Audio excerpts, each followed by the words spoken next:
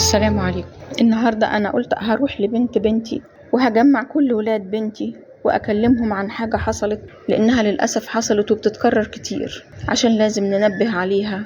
أنبه ولادي وولاد ولادي، وأنبه كمان جيراني لو إن الحكاية دي حصلت مع بنت من جيراني. بس الحمد لله أبوها راجل محترم جدا وعرف يتصرف، والبنت كمان مؤدبة وكويسة وعرفت تتصرف وتعمل إيه. حكايتنا النهاردة هتكون لأحفادي كلهم وليكوا انتوا كمان.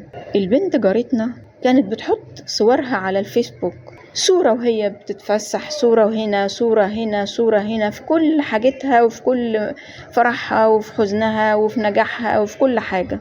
فجه شاب من نفس المنطقة بتاعتنا وراح واخد صورتها وعمل عليها حاجات تركيبات غير حقيقية يعني، وخلاها يهددها بيها عشان تمشي معاه. فالبنت عملت نفسها انها متضايقة وكلام من ده، وراحت قالت لباباها.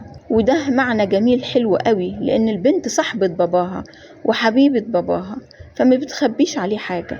فما انصعدش للولد وراحت قالت لباباها: يا بابا انا ما عملتش حاجة، بص يا بابا بيهددني بصور شكلها ايه، بيقول لي لو انا ما رحتلهوش هيخلي الصور دي تبقى على الفيسبوك. قال لها: طب خلاص يا حبيبتي انا مصدقك. وراح جمع كام راجل من المنطقة وراحوا مسكوا الولد وراحوا لأبوه، وطبعا خدوا منه الصور اللي هو مركبها على المحمول عنده عشان يبعتها.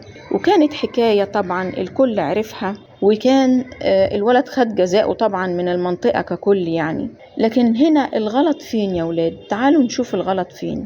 الغلط في البداية من البنت اللي حطت كل حياتها وكل ظروفها على الفيسبوك.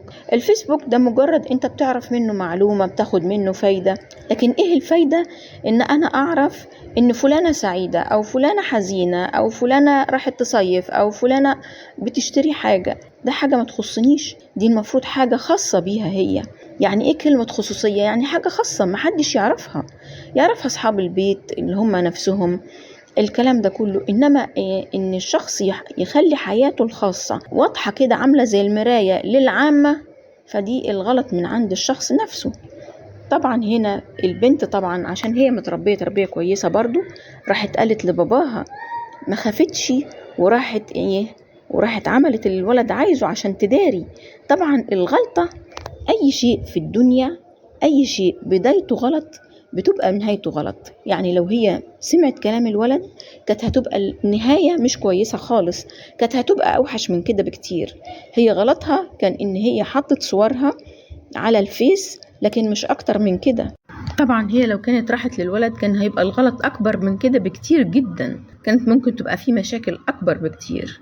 الحمد لله ان ربنا ستر وكانت النهاية كده. عايزة اقول لكم خلوا بالكم من نفسكم، ودايما اي حاجة تحصل ما نخافش، بابا وماما ارحم من اي حد بره بكتير، ومهما عملوا هم برضو بيحبونا وبيدوروا على مصلحتنا، فدايما ما نخبيش عليهم حاجة حلوة حاجة وحشة لازم نقولها، وبالتالي إن شاء الله ربنا هينجينا من كل شر.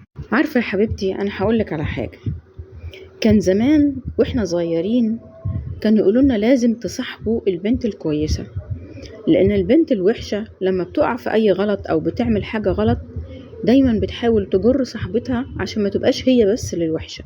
فعشان كده لازم دايما نقول لبابا وماما كل حاجة. فزي ما بقولك كده كان زمان كده كتير، كل بنت تقع في حاجة وحشة تروح جايبة جرة صاحبتها. وكان الرسول عليه الصلاة والسلام قال لنا ايه؟ فلينظر المرء إلى من يخالل يعني يصاحب، يعني إن كان صاحبه إنسان كويس يبقى الشخص ده كويس، وإن كان صاحبه إنسان مش كويس يبقى هو مش كويس، لأن دايما بيحصل ايه؟ انطباع على بعض. هقولك على حاجة كمان، لو احنا جبنا نقطة حبر وحطيناها في كوباية مية، كوباية المية هيبقى شكلها أبيض زي ما هي أو شفافة يعني، طبعا المية من الحاجات اللي ملهاش لون، لكن بيبقى فيها نوع من التأثير. هي نقطة حبر وحاجة صغيرة، لكن في كوباية المية هي ليها تأثير في تكوين المية. يبقى احنا لما بيكون الصاحب إنسان مش كويس طبيعي إن هو يؤثر في البني آدم الكويس بالسلب وبالإيجاب أحيانا لو كان في حاجة حلوة، ولكن السلب هيبقى ليه برضو درجة من درجات السلبية، أو الحاجات المش كويسة بياخدها من صاحبه وتبقى عادة عنده. فده لازم عشان كده الواحد يصاحب البني آدمين الكويسين. وده يا حبيبتي بقولهولك عشان تبقي عارفاه، ودي نصيحتي ليك النهاردة. وإن شاء الله بعد كده هقولك نصايح تانية كتير بإذن الله إذا أمد الله في العمر، عشان تخلي بالك من الدنيا اللي احنا فيها، وربنا يديك الصحة والعافية وينجيكي انت وكل اللي زيك يا حبيبتي منه.